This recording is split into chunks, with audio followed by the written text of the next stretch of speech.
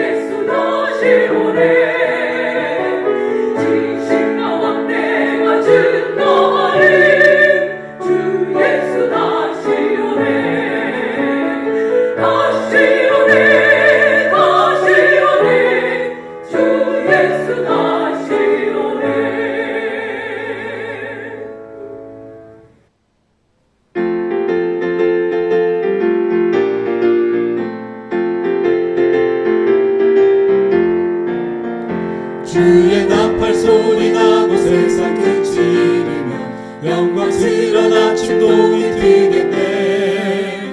구원받은 성도들을 사방에서 모으고 호명할 때 나도 참여하겠네. 성도 호명하실 때에, 성도 호명하실 때에, 성도 호명하실 때에 나도 거기 가서 참여하겠네. 광명하고 밝은 아침 자던 성도 일어나 영화로운 새 생명을 얻겠네. 주의 택한 모든 성도 하늘 집에 모으고 호명할 때 나도 참여하겠네. 성도 호명하실 때에, 성도 호명하실 때에, 성도 호명하실 때에 나도 거기 가서 참여하겠네. 아침부터 저녁까지 주를 위해 일하며 기이하신 그의 사랑 전하세. 이 땅 위에 우리 할 일 모두 마친 이후에 호명할 때 나도 참여하겠네. 성도 호명하실 때에, 성도 호명하실 때에, 성도 호명하실 때에 나도 거기 가서 참여하겠네.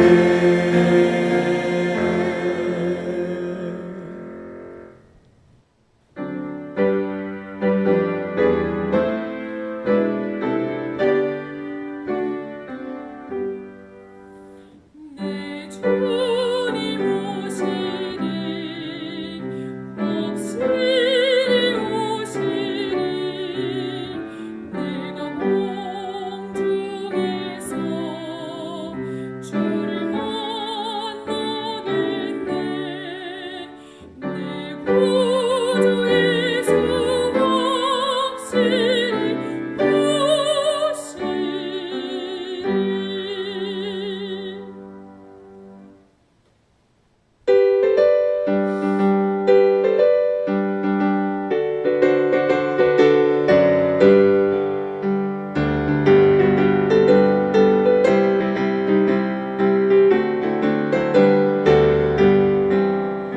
내가 매일 기쁘게 순례길을 행하면 주의 팔이 나를 안보하리요. 내가 주의 큰 복을 받는 귀한 비결은 주의 성령 함께함이라. 성령이 계시네, 할렐루야 함께 계시네. 좁은 길을 걸으며 밤낮 기뻐하는 것 주의 성령 함께함이라. 전에 죄에 빠져서 평안함이 없을 때 예수 나를 위해 죽으심 듣고 그 발 아래 엎드려 크신 평화 얻으면 주의 성령 함께함이라. 성령이 계시네, 할렐루야 함께 계시네. 좁은 길을 걸으며 밤낮 기뻐하는 것 주의 성령 함께함이라. 나의 모든 병렬을 주가 모두 하시니 나는 주 빛으로 같이 즐거니. 주의 안에 내 영혼 크게 만족 얻으면 주의 성령 함께함이라. 성령이 계시네, 할렐루야 함께 계시네. 좋은 길을 걸으며 밤낮 기뻐하는 것 주의 성령 함께함이라.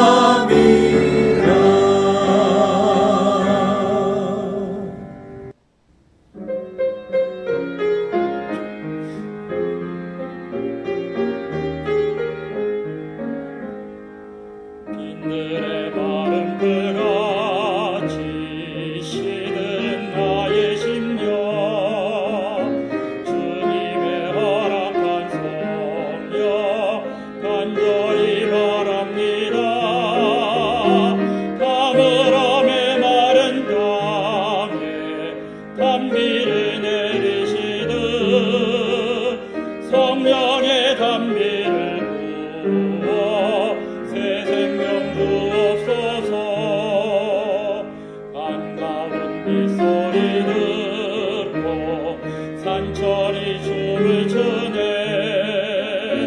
봄비로 내리는 성령 내게도 주옵소서. 가물어 메마른 땅에 담비를 내리시듯 성령의 담비를 부어 새 생명 주옵소서. 절 따라 우호를 내려 조목이 무성하듯 갈급한 내 심령 위에 성령을 부소서. 가물어 메마른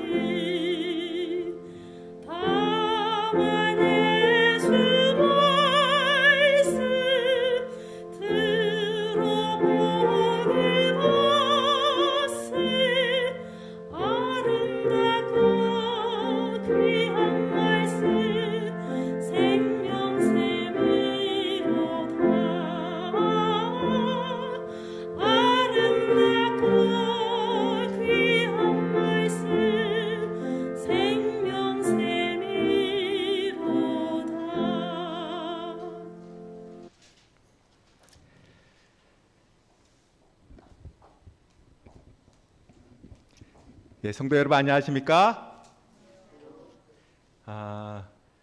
우리 2021년도 우리 후반기 총동원 전도회로 함께 열심히 또 기도하며 준비했는데요. 오늘 첫 시간 맞이했습니다. 우리 다 함께 묵상 기도하시고 첫날 시작하도록 하겠습니다.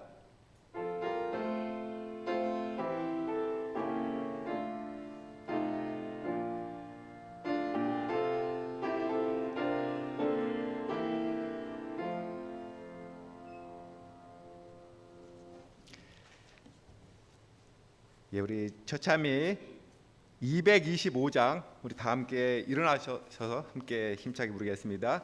찬미 225장 찬미 후에 우리 선교회장님, 우리 최 집사님께서 첫 기도 인도해.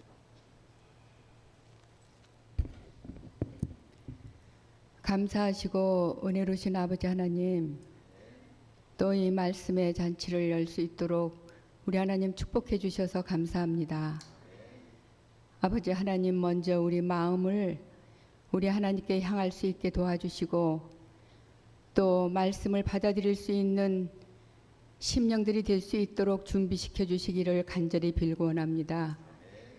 아버지 하나님이 말씀의 잔치를 통해서 또 나오지 않는 영혼들, 구도자들을 위해서 열심히 기도하고 저희들 준비하였습니다. 아버지, 저희들이 부족해서 많은 영혼들이 또 하나님의 전을 찾지 않는 이 시대에 아버지, 먼저 저희들이 준비된 마음을 가질 수 있도록 축복하여 주시옵소서. 지금 하나님을 섬기기에 너무나도 편안한 때이고 세상입니다. 아버지, 이렇게 하나님을 섬기기에 좋은 시대에 우리는 하나님을 찾지 않고 있는 영혼들을 위해서 우리가 무엇을 하고 있는지 이 시간을 통해서 다시 한번 우리 마음을 점검할 수 있는 귀한 시간 되게 하여 주시옵소서. 아버지 하나님, 또 이 말씀의 잔치를 위해서 준비하신 우리 목사님에게, 주의 종에게 하나님의 능력을 더하여 주셔서 아버지 하나님, 저희들에게 말씀을 전달할 때 그 말씀이 우리 육신이 되어서 우리 마음속에 다가와 주시기를 간절히 빌고 원합니다. 우리 주님 육신이 되셔서 우리 마음속에 각자가 임하여 주셔서 우리 굳은 마음들을 녹여주시고 부드럽게 하여 주시기를 간절히 빌고 원합니다. 아버지 하나님, 이 시간은 첫 시간이오니 이 말씀의 잔치가 마지막 날 끝날 때까지 우리 성도들 함께 모이기를 힘쓸 수 있도록 도와주시고 이 시간을 사모할 수 있도록 축복하여 주시옵소서. 아버지 하나님, 우리 모든 성도들 마음 가운데 성령이 역사하여 주시기를 간절히 빌고 원하오며 우리를 구원해 주신 예수님의 이름으로 간절히 기도하옵나이다. 아멘.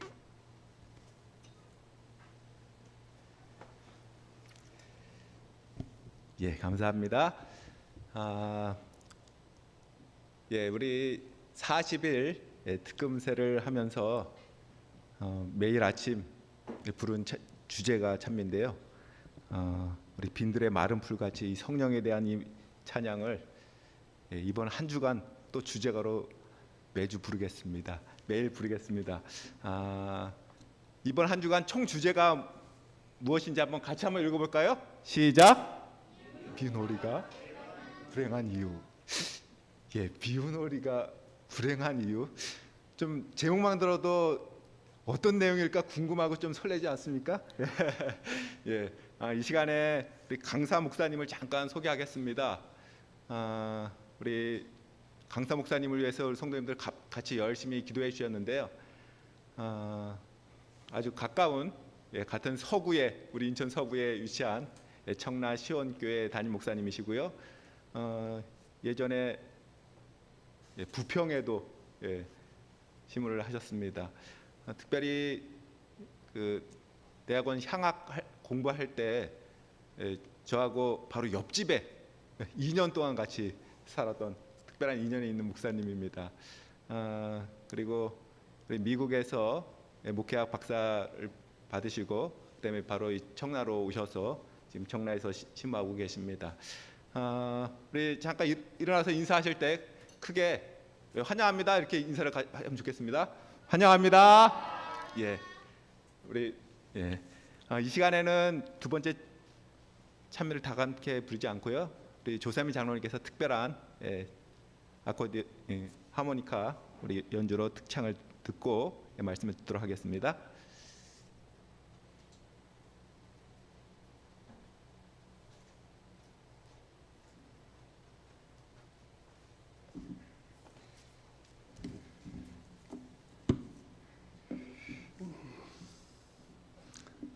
우리 목사님께서 갑자기 저한테 오늘 첫 시간이라고 해가지고 부탁을 했습니다.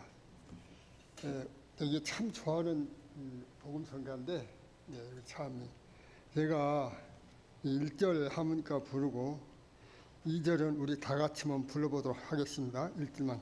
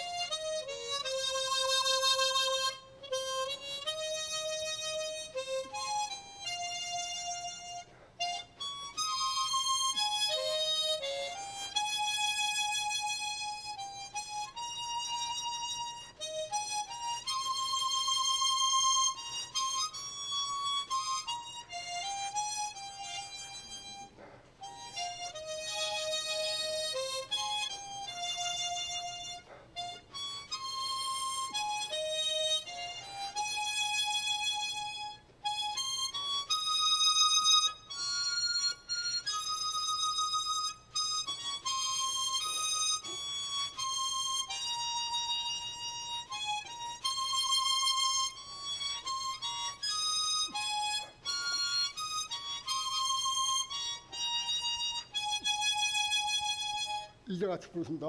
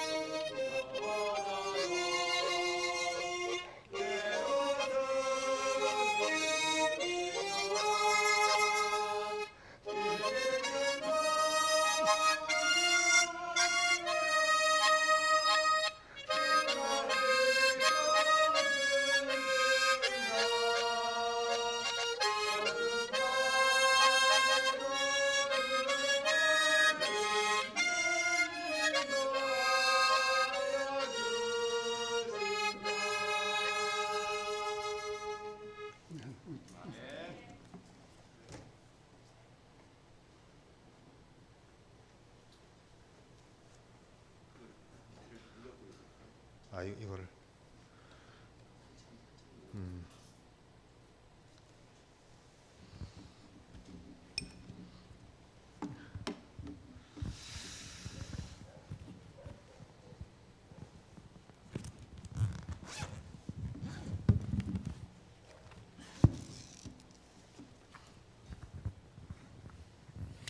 행복한 안식일입니다라고 할 뻔했습니다.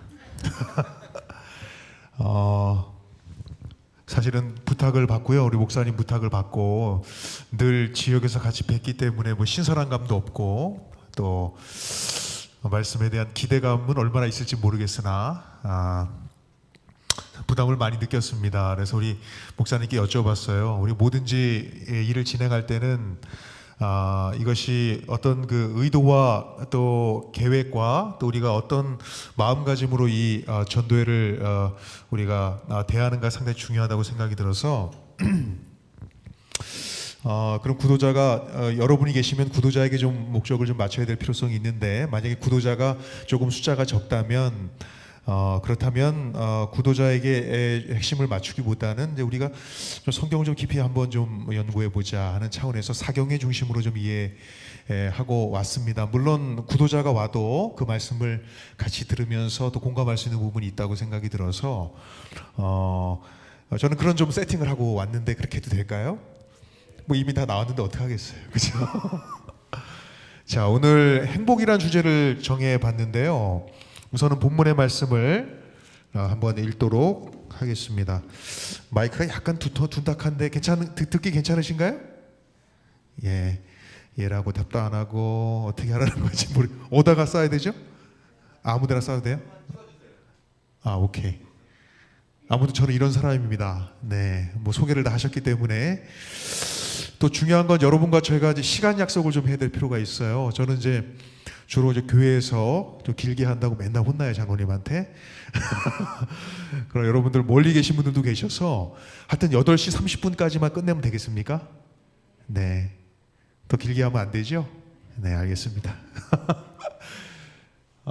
오늘 본문의 말씀은 로마서 12장에 나타난 말씀입니다. 이 본문의 말씀은 전체 오늘 우리가 6번의 시간을 가지게 될 거예요. 6번의 시간을 가지는데 핵심적인 내용입니다. 이 말씀을 길지만 제가 현대인의 성경 번역으로 제가 여기 올려놨는데요. 제가 읽겠습니다. 그러므로 형제 여러분, 내가 하나님의 자비를 생각하며 권합니다. 여러분의 몸을 하나님이 기뻐하시는 거룩한 산 제물로 드리십시오. 이것은 여러분이 드릴 영적 예배입니다. 여러분은 이 세상을 본받지 마세요. 그리고 마음을 새롭게 하세요. 그리고 변화를 받으세요. 그러면 하나님의 선하시고 그리고 기뻐하시고 완전하신 뜻이 무엇인지 알게 될 것입니다. 내게 주신 하나님의 은혜로 내가 여러분 각 사람에게 제가 좀 보태겠습니다. 마음을 다하여 권합니다. 여러분은 자기 자신에 대하여 마땅히 생각해야 하고 그 이상의 생각을 하지 말길 바랍니다. 하나님께서 여러분에게 나누어 주신 그 믿음의 분량만큼 그 분수에 맞게끔 생각하게 되시기를 바랍니다. 사도 바울이 피를 토하면서 말하는 이야기입니다. 여러분들이 알다시피 로마서를 여러 번 공부해 오셨죠? 로마서 하면 떠오르는 하나의 편견이 있습니다. 로마서 하면 떠오르는 편견은 뭐냐면 로마서는 믿음으로 말미암는 의에 대한 핵심을 담고 있는 책이고, 또 그와 반대로 야고보서는 그와 반대되는 책이다라고 이해하지만 사랑하는 여러분, 복음은 그렇지 않습니다. 복음은 믿음으로 말미암는 믿음으로 말미암는 의되게 하기 위하여 하나님의 백성들이 어떠한 삶의 열매를 맺어야 하는지 또한 강조합니다. 그래서 여기 보시면 로마서 12장 1절로 3절에 나타난 말씀을 요약을 해보면, 여러분들 신앙을 잘하려면 뭘 잘해야 될까요? 국어를 잘해야 합니다. 이 본문의 말씀이 무엇인지를 명확하게 이해하셔야 됩니다. 요약하면 이것이죠. 거룩한 산 제물을 드렸으면 좋겠다. 사랑 여러분, 이미 신약의 시대가 도래했기 때문에 사람이 뭘 드리지 않았을까요? 사도 바울이 뭘 의도하지 않았을까요? 양을 잡아 드리는 것을 의도하지 않았을 거예요. 근데 여기 보니까 산 제물을 드리라고 이야기했고, 그것에 대한 부연 설명으로 이것은 무슨 예배라고 말했어요? 영적인 예배라고 이야기했습니다. 뭘까요 도대체? 우리가 하나님의 제단 위에 올려놓아야 할 제물은 뭘까요? 우리 자신이요? 네, 그렇습니다. 우리 자신일 수 있어요. 좀 더 구체적으로 적용해 볼까요? 그 적용이 맨 마지막에 있습니다. 믿음의 분량에 따라 분수에 맞게 뭐 하라고요? 생각하라고요. 그 얘기는 무슨 얘기냐면, 거룩한 산 제물을 주님께서는 바라시는데 그 산 제물은 매 순간마다 양을 제물로 드리는 것이 아니라 우리가 무엇을 생각하는가를 주님의 제단 위에 올려놓으라고 하는 것입니다. 근데 그 생각이 하나님이 생각하는 것처럼 좀 선했으면 좋겠고, 좀 하나님이 기뻐하시는 생각을 했으면 좋겠고, 또 완전하신 뜻이 무엇인지를 분별하는 생각을 그 제단 위에 올려놓으라고 하는 것입니다. 목사님, 이게 무슨 말씀이에요? 사도 바울이 이런 얘기를 했을까요? 사랑하는 여러분, 모든 신앙적 열매는 우리가 무엇을 생각하고 어떻게 그 상황을 판단하고 받아들이냐에 따라서 믿음의 열매가 맺히게 되어 있습니다. 그래서 여러분들 로마서는 크게 두 부분으로 나눕니다. 뭐냐면은 아는 거예요. 로마서 1장부터 11장까지는 뭐냐면 그 예수 그리스도께서 그 한 사람이 우리를 대신해서 이 땅에 오셨어요. 그리고 우리가 당해야 할 고난을 그 한 사람이 경험하시고 그 죄의 값을 다 지불하셨는데, 참 감사한 것은 그 주님을 우리가 개인의 구주로 영접하면 그분의 십자가에 우리가 동참한다는 거예요. 여러분들, 이것은 수학적인 논리도 아니고요. 이것은 믿음의 논리일 뿐만 아니라 구원의 과학입니다. 그 과학 안으로 사람들을 설득하는 거예요. 사도 바울이 그 설득하면서 그 원리를 설명하는 것입니다. 아, 그렇구나. 우리는 다 죄인인데, 그죠? 한 사람의 죽으심에 우리가 동참하는 것이구나. 그분과 함께 우리가 십자가에 못 박혔구나. 그죠? 그리고 이제는 우리가 사는 것이 아니고 우리가 그리스도 안에 사는 것이구나. 아, 그렇구나. 사랑하는 여러분, 이걸 우리가 논리적으로 이해할 수 있어요? 없어요. 이것은 구원의 과학입니다. 그래서 영생은 말입니다, 아는 것에서 시작해요. 맞으면 아멘 하시기 바랍니다. 1절부터 11절까지는 뭐냐면 아는 것에 대한 설명을 하고 있어요. 그리스도가 누군지, 그리스도가 죽으신 그 의미가 무엇인지를 설명하고 있단 말입니다. 그래서 아, 그렇군요. 로마서는 그럼 믿음으로 말미암는 의를 아는 것에 대한 설명이군요 라고 여러분들이 오해하시면 안 된다는 거예요. 로마서는 그렇게 그 복음이 왔기 때문에 우리가 어떠한 삶을 살아야 할지까지도 설명하고 있어요. 그러니까 로마서를 우리가 자칫 잘못하면 믿음으로 말미암는 의에 관한 책으로 우리가 곡해하기 쉬운데, 물론 맞습니다. 믿음으로 말미암는 의에 대한 설명으로 가득 차 있어요. 근데 문제는 믿음으로 말미암는 의를 깨닫고 난 다음에, 그죠? 사도 바울은 무엇을 기대하는 거예요? 그 복음을 깨달은 사람은 살아가려면 어떻게 해야 돼요? 복음답게 살아야 되잖아요. 그렇지 않습니까? 그래서 사랑하는 여러분, 12절부터 16절까지는 뭐냐면 아는 것이 아니라 무슨 방법을 설명하고 있어요? 어떻게 하면 그 복음을 경험한 사람들이 삶 가운데서 복음의 열매를 맺으며 살아갈 수 있을까, 사는 방법에 대한 얘기를 하면서 그 첫 번째 등장하는 성경절이 제가 읽었던 로마서 12장 1절로 3절에 나타난 말씀이에요.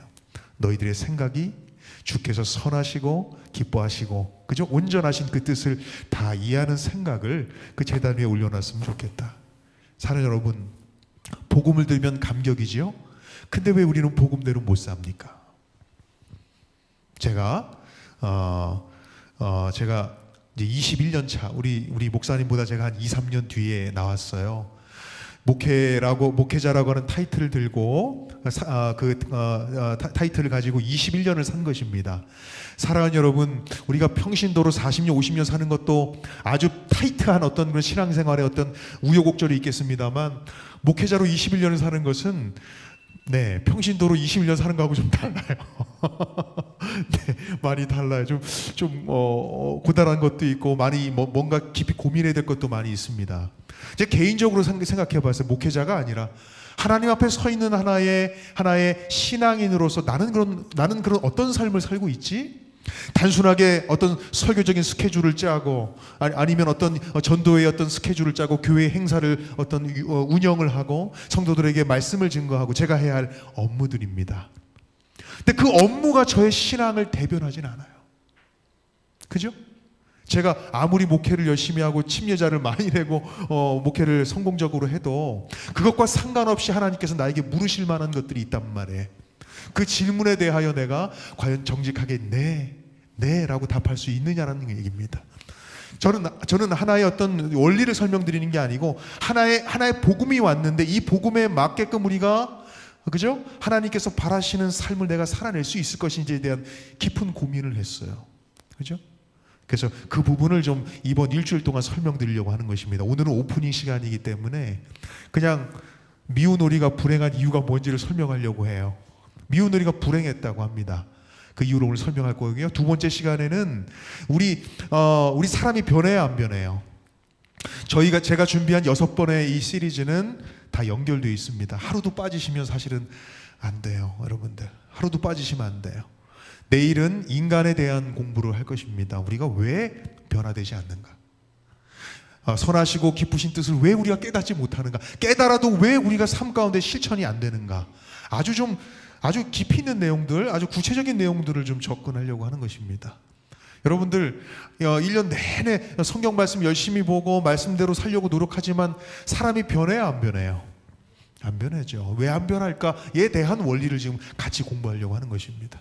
그래서 맨날 우리가 그래 기도 많이 하면 되지, 성경 많이 보면 되지. 물론 맞아요. 그게 모든 부분에 있어서 해답이에요. 왜냐하면 기도와 말씀은, 그죠? 세상적인 어떤 그런 가치로부터 우리를 우리를 방어하고 막아내는 중요한 하나의 삶의 원리가 되기 때문에 답은 그거예요. 그러나 왜 그렇게 되는가에 대한 답을 먼저 아셔야만, 그죠? 중요한 문제이기 때문에 그렇습니다. 그래서 산제물로 드리라는 말의 의미를 본문을 깊이 보세요. 산제물로 드리라는 말, 그는 무슨 말이다? 믿음의 분량에 맞게 생각하는 여러분, 사랑하는 여러분, 때로는 믿음도 뭐가 필요하면 훈련이 필요합니다. 믿음의 분량대로 뭐 하는 것이 필요해요? 생각하는 뭐가 필요하다? 훈련이 필요하다. 그 원리를 이해하는 것이 중요하겠다 생각이 듭니다. 너무나 유명한 사람이죠. 여러분이 다 잘 아시는, 사람들에게 큰 감동을 주었던 사람들 그 중에 한 명입니다. 이지선. 우리 교회 사람은 아닙니다만 2000년 음주 운전자의 사고로 인해서 이 아름다운 아가씨가, 세상에 꿈과 희망으로 가득 찼던 이 아가씨가 어떻게 됐어요? 전신 중화상으로 인해서 무려 30번이나 수술을 했어요. 그죠? 이렇게 아름다운 여성이 이렇게, 그죠? 그래서 사랑하는 여러분, 하나님 보시기에는 둘 다 아름답습니다. 그죠? 자, 그런데 문제는 뭐냐면 30번이 넘는 수술과 재활치료를 이겨낸 그녀는 다음과 같은 고백을 하게 됩니다. 아마 영상이 있을 텐데요. 영상을 잠깐만 볼게요. 영상을 좀 플레이를 눌러주시기 바랍니다. 않겠습니까? 지금의 약간 변화된 마음들, 어떤 상황과 내 처해 있는 형편을 그저 묵묵히 하나님의 뜻으로 받아들일 수 있는 그 마음과 예전의 아름다운 얼굴을 둘 다 가질 수 있다면 거절할 필요가 없죠? 그죠? 그런데 그렇게 될 수 있어요, 없어요? 없어요. 하나님이 지금 딱 하나만 선택한다고 한다면, 그죠? 얘야 내가 옛날에 아름다운 얼굴을 줄게. 그러면 그 아름다운 예쁜 마음은 좀 제쳐두고 옛날 마음을 가져라 라고 한다면 그렇게 하지 않겠다는 거예요. 그렇게 하지 않겠다는 거예요. 사고전으로 돌아가고 싶지 않아요. 왜냐하면 사고전의 삶이 결코 더 아름다웠다라고 고백할 수 없어요. 사랑하는 여러분들, 그럼 감동이죠? 감동이기 이전에 여러분들이 바꿔서 그 입장이 돼 보세요. 이런 고백을 할 수 있을까요, 우리가? 그를 변화시킨 것은 뭘까요? 그녀가 이와 같은 마음의 변화가 일어나게 된 것은 무엇일까? 사실 그녀의 입에서는 나올 법한 말이 아닙니다. 얼굴이 이렇게 다 흘러내려서 30번이나 넘게 수술을 받은 그녀의 입에서 나올 만한 얘기가 아니에요. 뭐 행복할 게 있습니까? 그죠? 저는 그냥 하나님 원망 수백 번 매일 여러분들, 그녀가 이런 얘기를 나와서 간증처럼 하지만 사랑하는 여러분, 그녀가 하루 일과를 마칩니다.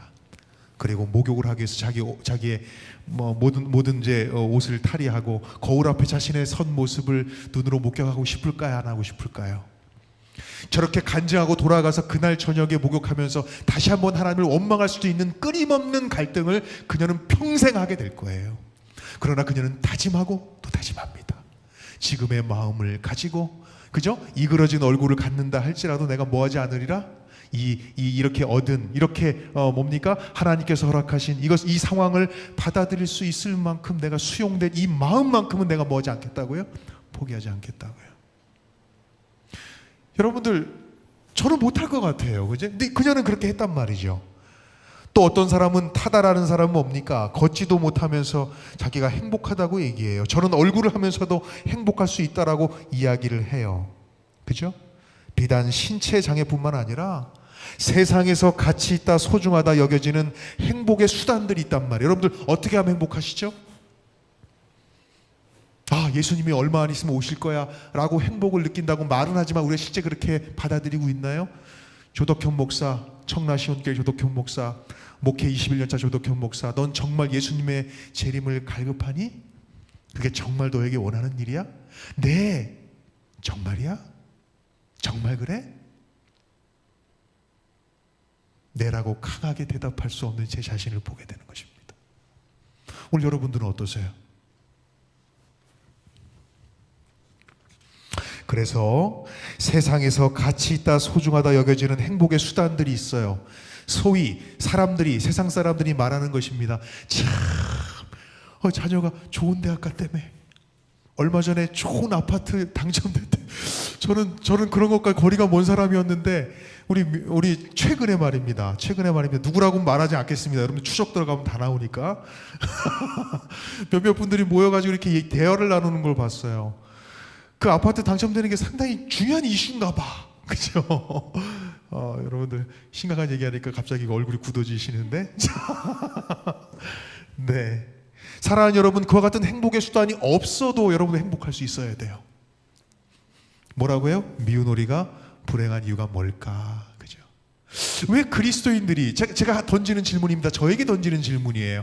왜 그리스도인들이, 왜 재림 성도들이 세상 사람들이 좋아할 만한 것과 동일하게 그것을 얻으면서 좋아하고 행복감을 느끼고, 세상 사람들이 없다고 하면 불행하다라고 느끼는 그 똑같은 감정을 왜 우리도 갖는 것일까? 그죠? 우리가 세상에 살고 있어서요? 이야, 이거 벌써 30분이 지나버렸네. 자, 사랑하는 여러분, 조선을 건국한 태조가 꿈을 꿉니다. 꿈을 꾸는데 어떤 꿈을 꾸냐면, 불난 집에서 수양 2마리가 서로 싸우고 있었어요.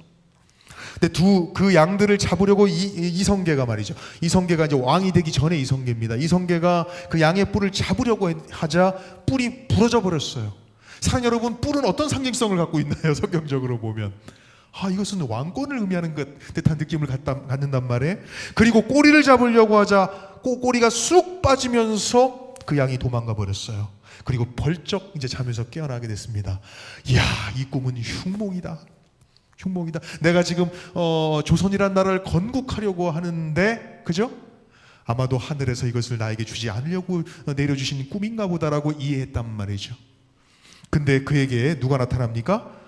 무학대사가 딱 나타나서 뭐라고 에게 무릎을 딱 치면서 아닙니다 장군이시여, 이것은 뭐라고요? 이것은 흉몽이 아니라 길몽 중에 길몽입니다. 꿈보다 뭐해? 자, 뭐라 그래요? 장군, 양에서 뿔과 꼬리가 뭐 했으니까? 빠졌으니까 임금이 되실 것입니다 라고 얘기했단 말이에요. 동일한 꿈을 꾸고 동일한 꿈의 내용을 가지고도 어떤 사람은 뭐라고 얘기해요? 나는 이제 왕에서 쫓겨나겠구나, 내가 왕권이 나에게 오지 못하겠구나 라고 이해한 반면에, 무학대사는 뭐라고 설명해 줬어요? 아닙니다 장군이시여, 오히려 왕이 될 길몽입니다 라고 얘기했단 말이죠. 저는 그 꿈이 하나님이 주셨던 하늘에서 내린 꿈이라고 이해하지도 않습니다만, 그 꿈을 바라본 태도에 따라서 전혀 다른 결과와 열매를 맺게 되는 거예요. 그죠? 사랑하는 여러분, 뭐가 중요하다?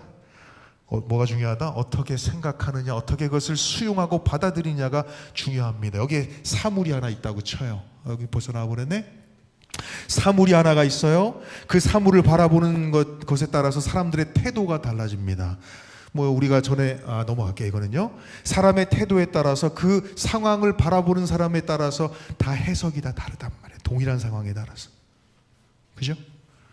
근데 하나님께서는 오늘 우리에게 뭐라고 말씀하시냐면, 하나님의 시선으로, 그리스도의 시선으로 해석하라는 거예요.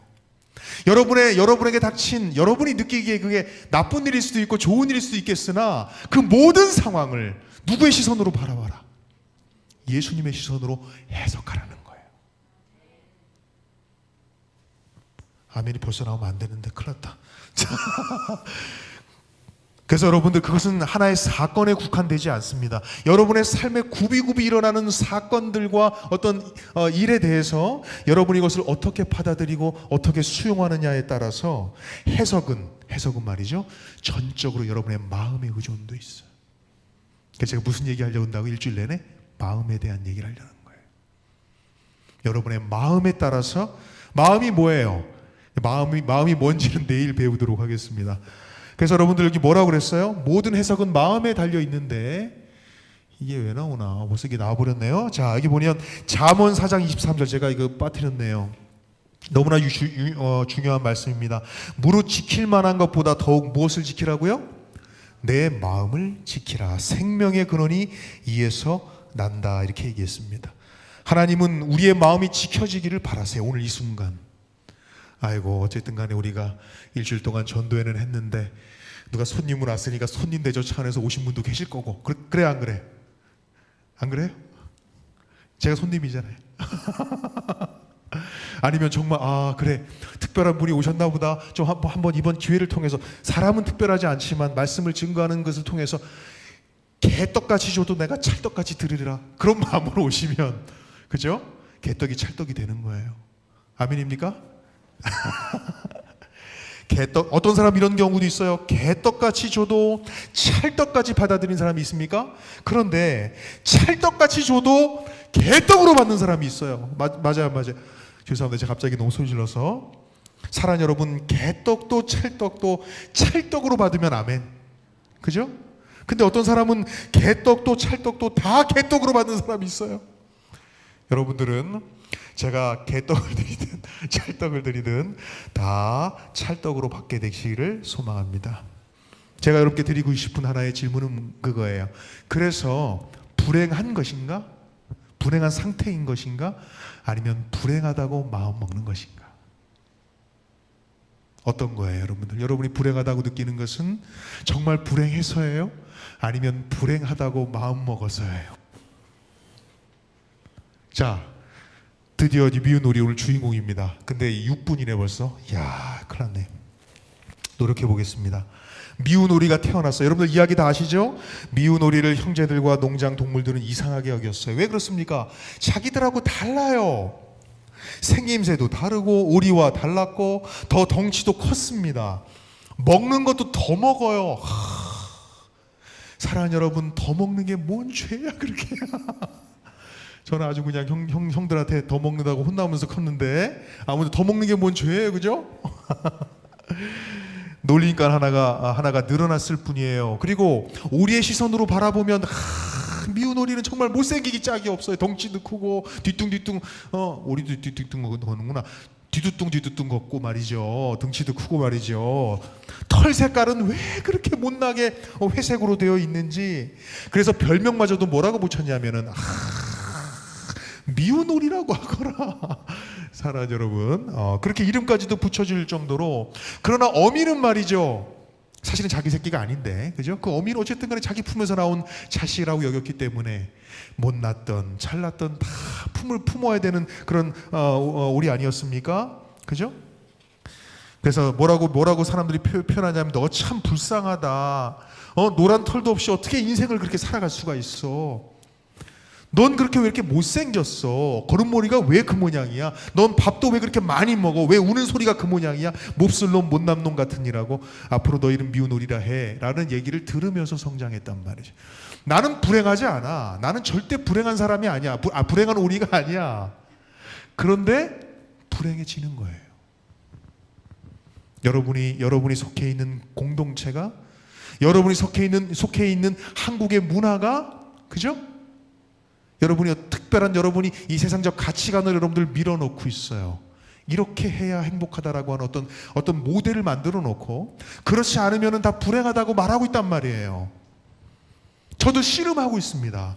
우리 큰아이가 좋은 대학 못 갈까봐 불행해질까봐. 그죠?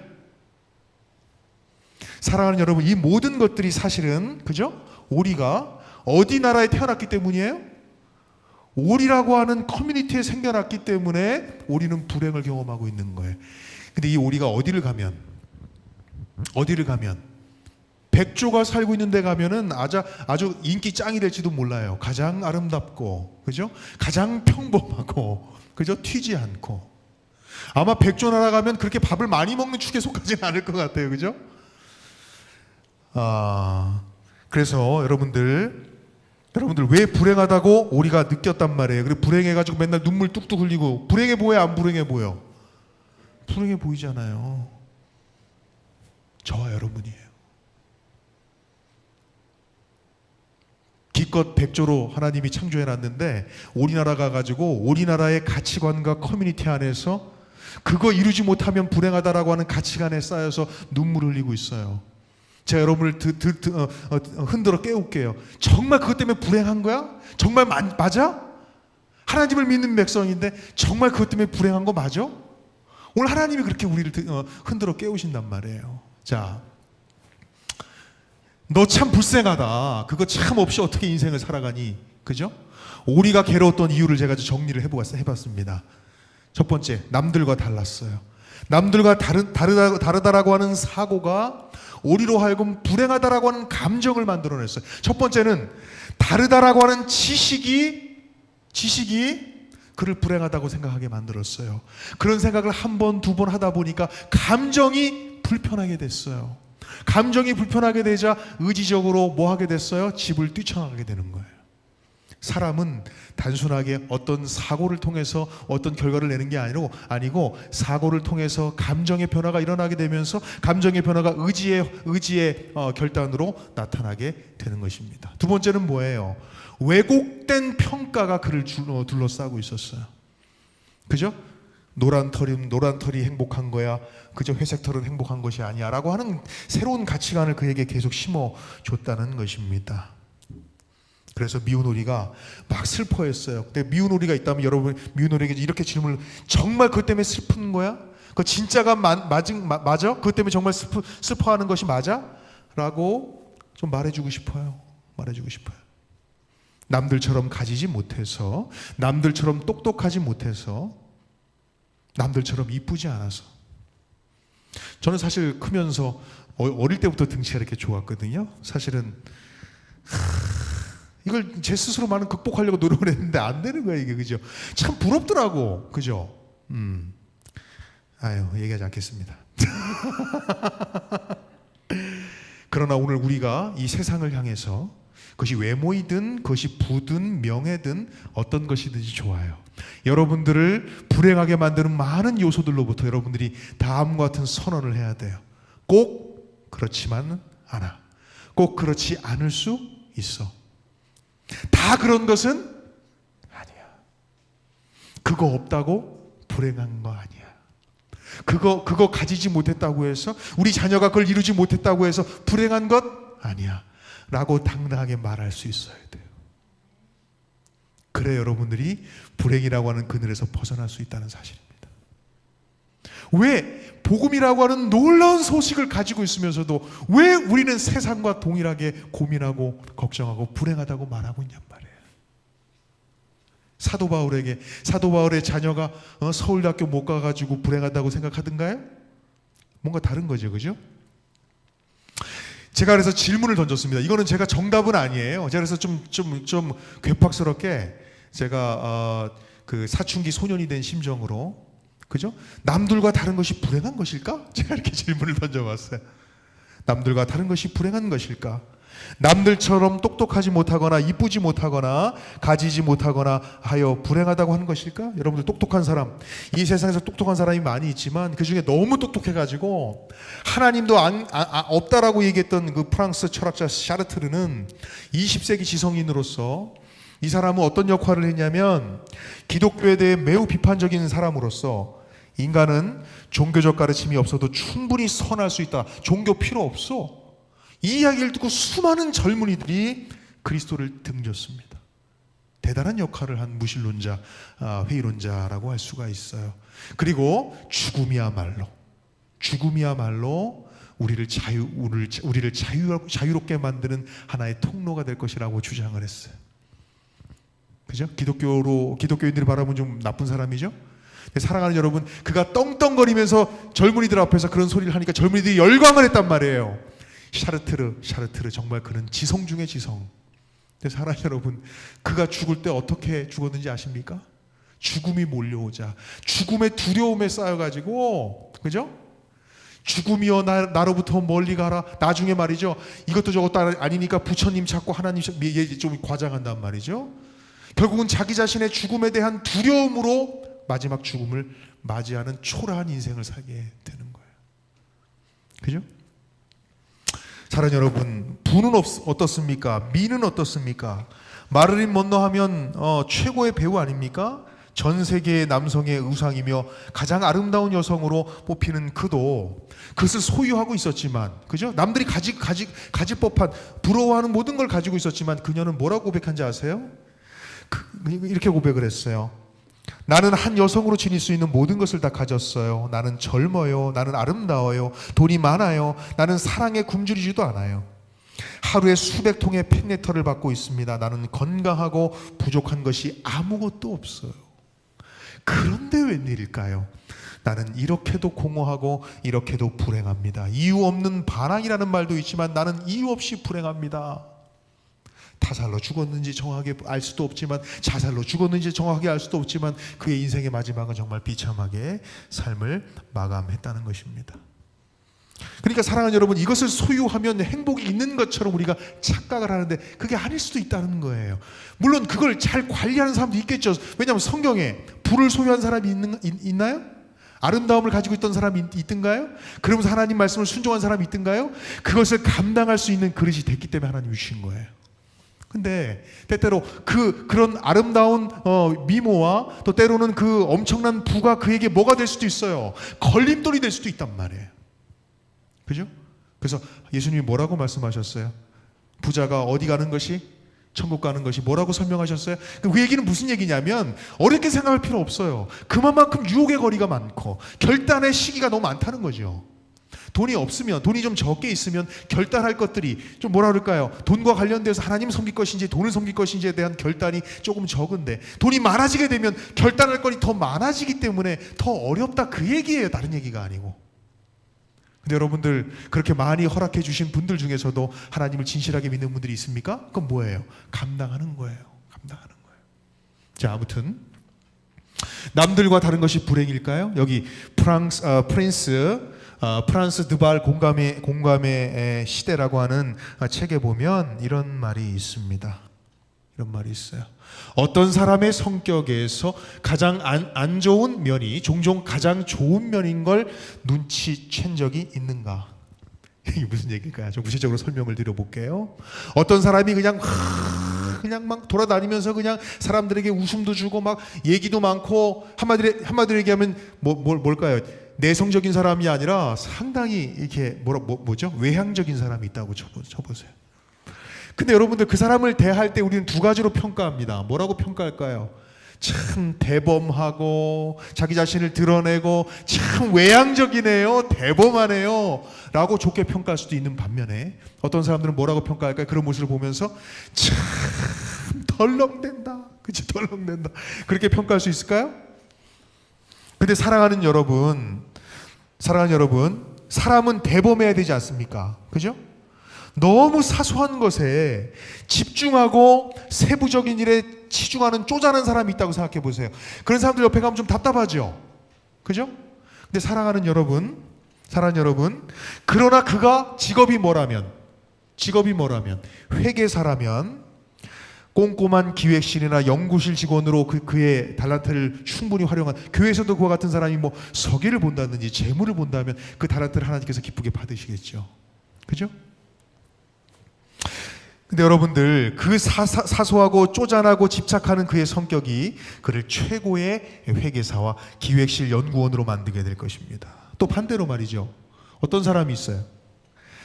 사람이 조금은 계획적이고 무게가 있고 조직적이어야 하지 않습니까? 동의하죠? 똑같은 얘기예요. 너무 덜렁대고 대담하고 수다스러운 사람이 있다고 생각해 보세요. 교회에는 언제나 내향형도 있지만 누구도 있어요? 외향형도 있단 말이죠. 어디 믿음이 갑니까? 그런 사람들은 믿음이 잘 안 가. 그죠? 만약 그가 그와 같은 모습으로 살고 있다면 우리는 그 사람을 비난할 거예요. 근데 사랑하는 여러분, 우리가 소그룹 모임을 가져요. 이렇게 소그룹 모임을 갔는데 째째하고 소심하고 꼼꼼하고 치밀한 사람들만 모였다고 생각해 보세요. 여기 한 5명 앉아 있는데 소그룹 모임을 하고 있는데 소심하고, 그죠? 나쁜 말은 빼겠습니다. 꼼꼼하고 치밀하고 자기 얘기 잘 안 하고 이렇게 있는 사람만, 제가 그런 사람이 누굴까 생각해 봤더니 그죠? 5명이 이렇게 무표정한 표정으로 이렇게 딱 5명이 앉아 있으면 그 소그룹이 재미있을까요? 재미없을까요? 재미없겠죠? 그때 갑자기 누가 나타나는 거야? 비타민 같은 존재가 딱 나타나는 거야. 그러면 그 소그룹은 뭐가 피울까요? 웃음꽃이 피고, 그죠? 얼마나 행복한. 그래서 사랑하는 여러분, 이런 사람도 필요하지만 누구도 필요한 거예요? 이렇게 웃음기가 많고 말이죠. 유머가 넘치는 사람도 필요하게 된 거죠. 필요하다고 하는 것입니다. 그래서 그 사람이 망가지면 이렇게 덜렁대라고 얘기하지 마시고 우리 교회 정말 필요한 사람이다 그렇게 생각하시면 돼요. 왜 이렇게 째째 왜 이렇게 소심해 비난할 게 아니에요. 그런 사람이 있어야 교회가 잘 돌아가는 거예요. 그렇지 않습니까? 나도 쓸모가 있을걸? 그뿐이랍니다. 그뿐. 자, 사랑하는 여러분, 그런 생각은 누가 넣어줬을까요? 노란 털만 행복해 회색 털은 불행해라고 하는 생각을 누가 넣어줬을까요? 이건 단지 우리들 나라에서나 통용되는 사실이기 때문에 다른 나라 가면 통용되지 않습니다. 아마도 노란색 오리 그 새끼들이 어디를 가면 백조 나라에 가면 너는 왜 이렇게 뭡니까 색깔이 이렇게 요란해? 왜 이렇게 요란해라고 아마 핀잔을 듣게 될 거예요. 제가 그래서 생각해봤어요. 제가 미운 오리라고 생각을 해보고 그리고 미운 오리의 장점이 뭘까? 이게 상당히 중요한 자세입니다. 알고 봤더니 회색 털이 더 장점이 많은 것 같아요. 제가 생각해 보니까 어떤 게 있을까요, 여러분들? 넘어갈게요. 자, 이거 이렇게 안 나오나? 자, 여기 보면 자 회색 털이 장점이 더 많습니다. 오히려 적들로부터 자기를 보호해 줄 수 있는 색깔이에요. 그래야 안 그래요? 제 색깔이 다 맞진 않습니다만, 자 슬퍼한 일이 아니죠. 오리의 공동체에서는 미운 털이 박힌 회색 오리이지만 오히려 백조의 나라에서는 그는 눈에 넣어도 안 아픈 백조 새끼인 것입니다. 그건 정말 오리 세계에서나 유용한 가치관이에요. 여기 한 소년이 교통사고를 당했습니다. 교통사고를 당했는데 왼팔을 잃었어요. 왼팔이 아예 없는 거예요. 하루는 아버지가 맨날 절망 가운데 빠져있는 그를 바라보고, 그죠? 그가 이제 유도를 배우게 해달라고 아버지에게 부탁을 했어요. 그래 그거라도 배우면서 좀 희망을 찾거라 그렇게 이야기를 했어요. 아들이 그래서 유도 학원에 가서 유도를 열심히 배웠는데 선생님이 가르쳐주라는 유도는 안 가르쳐주고 계속 업어치기 하나만 가르쳐주는 거예요. 업어치기. 오른손을 들어가지고 다른 상대편의 이 목덜미를 잡아가지고 넘기는 이 뭡니까? 업어치기만 계속 반복적으로 계속 반복을 하는 거예요. 그리고 몇 달 되지도 않았는데 시합 날짜를 잡았어. 대회 등록을 했어. 아이고 스승님 저는 나갈 수 없습니다. 어떻게 제가 이제 기껏해야 몇 달 배우지도 않았는데 어떻게 제가 대회를 나갈 수 있겠어요? 대회를 나갔어요. 이래저래 나갔는데 이겼을까 안 이겼을까? 이겼어요. 야, 뭐 좀 약하니까 이겼겠지. 두 번째 상대 그 다음에 토너먼트식으로 이겼을까 안 이겼을까요? 이겼어요. 자기도 놀라는 거예요. 내가 어떻게 이길 수 있지? 몇 달밖에 배운 적이 없는데, 그죠? 마침내 결론 다 끝나고 다 시간이 지났으니까 결국 우승까지 했다고 했단 말입니다. 그리고 돌아오면서 차 안에서 사범님께 그렇게 질문을 사범님 제가 어떻게 1등을 할 수 있었죠? 사범님이 이렇게 대답을 했다고 합니다. 내가 우승한 이유는 두 가지란다. 첫 번째는 뭐예요?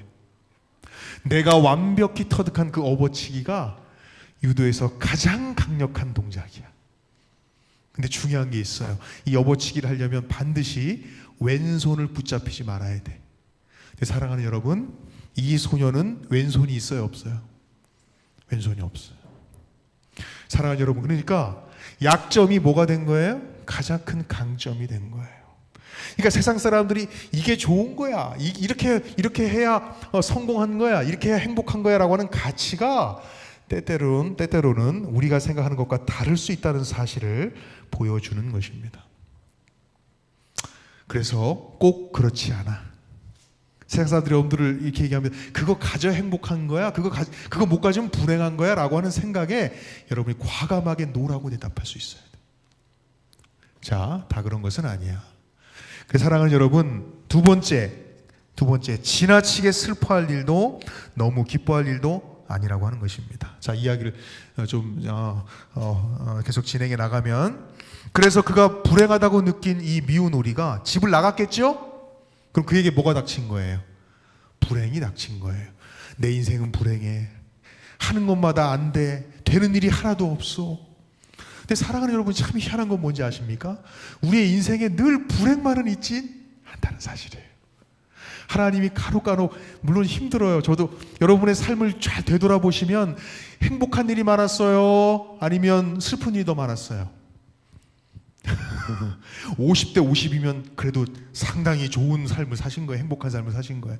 불행한 일이 터질 때마다 불행한 일이 계속 올 수도 있겠습니다만 때때로 하나님께서 나에게 숨을 좀 쉴 수 있도록 행복한 일도 있게 해주셔야 안 해주셔요?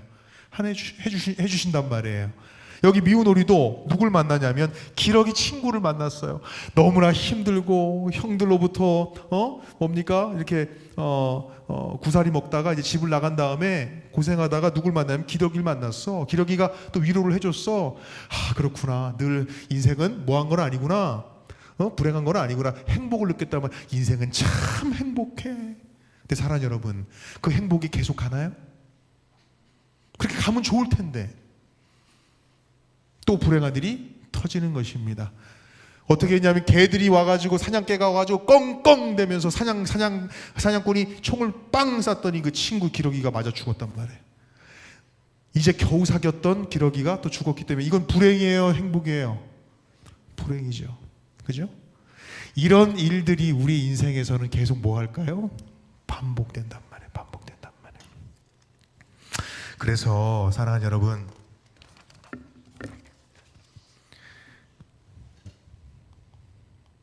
이걸 다 설명하려고 그랬는데 설명할 시간이 없는 것 같고, 자, 그래서 사랑하는 여러분, 인생이라고 하는 것은 때때로 우리 어디에 집중해야 되냐면, 그죠?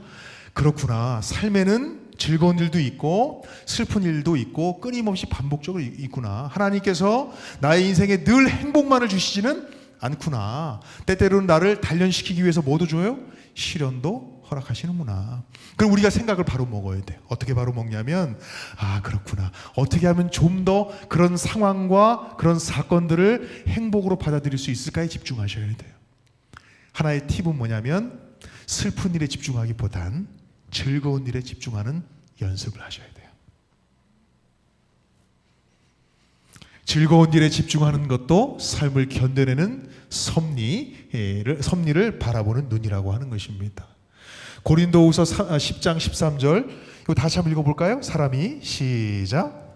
사람이 감당할 시험 밖에는 너희가 강한 것이 없나니 오직 하나님은 믿으사 너희가 감당하지 못할 시험 당함을 허락하지 아니하시고 시험 당할 즈음에 또한 피할 길을 내사 너희로 능히 감당하게 하시느니라. 네. 다만 기도하기를 시험이 좀 안 오도록, 하나님 제발 시험이 나에게 하나도 오지 않도록 그렇게 좀 나를 좀 보호해 주시고 도와주세요 라고 기도하지 말라고 했어요. 성경 뭐라고 했습니까? 시험을 허락하시되 나에게 무슨 힘을 달라고요? 그 시험을 수용하고 받아들일 수 있는 수용성, 믿음을 나에게 달라고 기도하라고 고린도전서에 말하고 있는 것입니다. 미운 오리가 불행하다는 감정에서 벗어나려면 슬픈 일에 집중해서는 안 된다는 사실입니다. 즐거웠던 일이 있을 거예요, 여러분의 삶 가운데. 그죠? 저도 여러분들보다 훨씬 나이가 적지만 저의 인생에서도 기쁜 일도 있었어요. 정말 하나님 감사합니다 할 만한 일들이 있었단 말이에요. 그러나 반대로 하나님 왜 그렇게 하셨어요? 라고 하는 일도 있었을까요? 네, 있었을 거예요. 제가 다 말하지 못하는 제 마음 가운데 아픔이 있단 말이죠. 근데 문제는 뭐냐면, 인생을 행복하게 살려면 하나님이 나에게 행복을 주셨던, 또 축복을 허락해 주셨던 일에 더 뭐하는 습관, 집중하는 습관을 갖는 것은 중요하다고 하는 것입니다. 그래서 여러분들, 불행과 기쁨은 시소 같은 거예요. 그래서 제가 그래서 이런 표현을 씁니다. 너무 기뻐하지도 말고 너무 슬퍼하지도 말자. 기쁨과 슬픔은 그냥 스쳐 지나가는 것이고 그 뒤에 뭐가 있다는 거예요? 하나님의 진정한 삶의 의미가 있다는 것입니다. 그래서 여기 화인 여사는 이렇게 이야기를 했어요. 뭐라고 얘기했는가? 자, 여기 있습니다. 시대소망 348페이지. 하나님의 모든 선물을 우리 기억에 생생하게 보존하는 것은 우리 자신에게 유익이 된다. 아멘입니까? 그래서 하나님이, 그죠? 하나님이 함께 하셨던 그 축복을 늘 되뇌이는 것, 그죠? 늘 기억하여서 나의 기억에 보존하는 것, 그것이 우리의 삶을 행복하게 만드는 비결이다라고 하는 것입니다. 끝내야 될 것 같네요. 자, 그래서 결국은 미운 오리가 불행하다고 느꼈던 원리는 무엇이냐면, 그죠? 진짜 불행해서 불행한 것이 아니고 불행하다라고 생각하는, 그죠? 여타 다른 모든 가치관이 그를 밀어넣어서 불행하다라고 생각하는 우리가 됐다고 하는 것입니다. 그래서 네 번째 요까지만 할게요. 그래서 왜곡된 목표로 불행하지 말자. 저는 그런 생각이 듭니다. 때때로 우리가 어떤 목표를 정해놓고 세상적으로 높고자 하는 마음을 정해놓고 어떤 목표를 정해놓고 성공을 위해서 우리가 부더리도 노력하는데 때때로 그걸 오르지 못해서 우리가 불행하다고 여기잖아요. 저 과감하게 다른 얘기를 하고 싶어요. 오르지 못할 나무일 수도 있지만 오르지 말아도 되는 나무일 수도 있다. 굳이 거기 오르지 않아도 될 만한 나무일 수도 있다. 근데 대부분의 사람들이 오르지 말아도 되는 나무를 오르기 위해서 노력하다가 실패하고 뭘 느끼는 거예요? 불행하다 느끼는 거예요. 오늘 그리스도인들은 다른 생각을, 다른 사고를 주님께서 기뻐하시고 선하시고 온전하신 뜻이 무엇인지를 분별하는 마음과 생각을 갖도록 우리를 초청하신다는 사실을 깨닫게 되시길 바랍니다.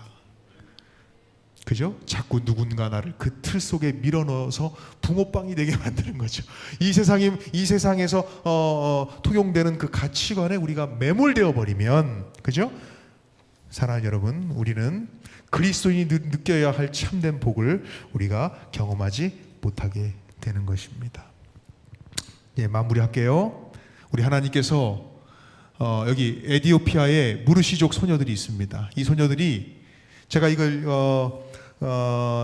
EBS에서 봤는데요. 이 소녀들이 시간만 나면 여기다 구멍을 뚫어가지고 계속 자기의 입술을 이렇게 늘리는 거예요. 알고 봤더니 이 부족은 말이죠. 미의 기준이 이 밑에 있는 입술이 얼마나 큰가에 의해서 결정이 되어지는 것입니다. 그래서 어떤 모습을 볼 수가 있냐면 한 소녀가 이 입술이 너무나 큰 그 할머니를 바라보고 너무나 부러워하는 거예요. 나는 왜 이렇게 작지? 하고 눈물을 흘리고 있는 거예요. 여러분들 이해하시겠어요? 그러니까 사랑하는 여러분, 우리가 어떤 틀 안에 갇혀 있다는 거죠. 그리고 그것에 의해서 행복도 느끼고 불행도 느낀다고 하는 것입니다. 진정한 삶의 행복과 진정한 불행의 원리가 어디에 있는지를 성경이 우리에게 가르쳐주고 있단 말이에요. 그 원리를 끊임없이 주님께서 우리에게 가르쳐주고 있다는 사실을 깨달으셔서 이제 오늘 첫 시간인데 내일 이 시간부터 어떻게 우리 사람이 변화될 수 있는지에 대해서 차근차근 한 발 한 발 걸어 나가 보도록 하겠습니다. 오늘 우리의 삶 가운데 하나님의 성령께서 우리의 생각과 우리의 마음을 지키시기를 바라면서 오늘 첫 시간 말씀을 드리도록 하겠습니다.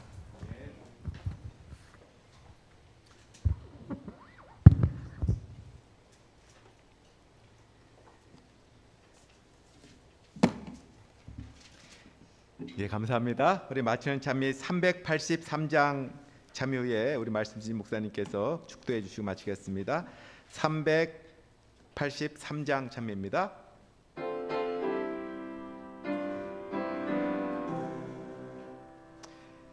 예수만 바라보세, 예수만 쳐다보세, 믿음의 주 대신 예수만 바라보세, 예수만 생각하세, 예수만 신뢰하세, 믿음의 주 대신 예수만 바라보세, 예수만 품어보세, 예수만 모셔보세, 믿음의 주 대신 예수만 바라보세.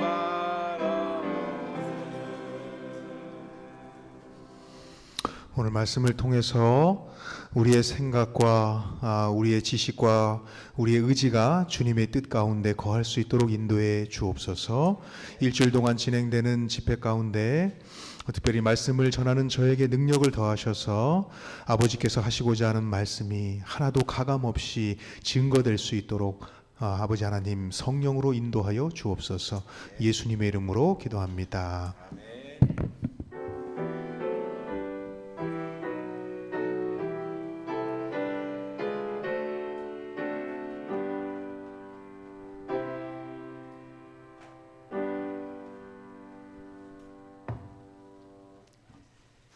예, 감사합니다. 우리 내일 저녁 시간에 다시 뵙도록 하겠습니다. 안녕히 들어가십시오.